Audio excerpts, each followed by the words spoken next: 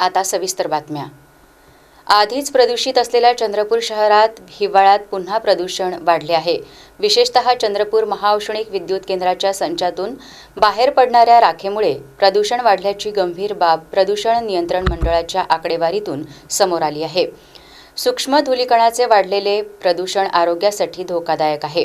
November महिन्यातील 30 पैकी 25 दिवस मध्यम प्रदूषित होते। महिन्यातील 1, 2, 3, 4 आणि 26 नोव्हेंबर असे 5 दिवस 51 ते 100 AQI समाधानकारक निर्देशांक होता। उर्वरित 25 दिवस प्रदूषित होते।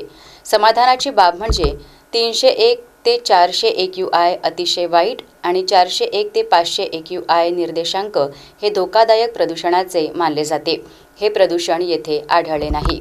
हवा गुणवत्ता निर्देशांक काढण्यासाठी कमीत कमी 3 तर जास्तीत जास्त 8 प्रदूषकांना प्रमाण मानले जाते। त्यात धूलिकण 2.5, 10, ozone, carbon monoxide, sulphur dioxide, nitrogen dioxide, ammonia या प्रदूषकांचा मिळून निर्देशांक काढला जातो।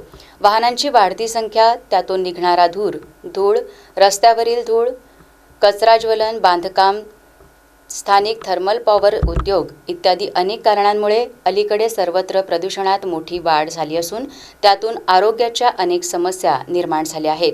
शहरात अलीकडे विकासासाठी विविध बांधकामे, रस्ते बांधणे सुरू असते। त्यातच वाहनांच्या संख्येत वाढ होत आहे। त्यातून मोठ्या प्रमाणावर धूळ आणि धूर बाहेर पडतो। बहुतेक शहरात सुद्धा अशाच समस्या निर्माण होत असल्याने प्रदूषणात सतत वाढ होत असल्याचे प्रदूषण नियंत्रण मंडळाच्या आकडेवारीवरून लक्षात येत असल्याची माहिती पर्यावरण अभ्यासकांनी दिली आहे।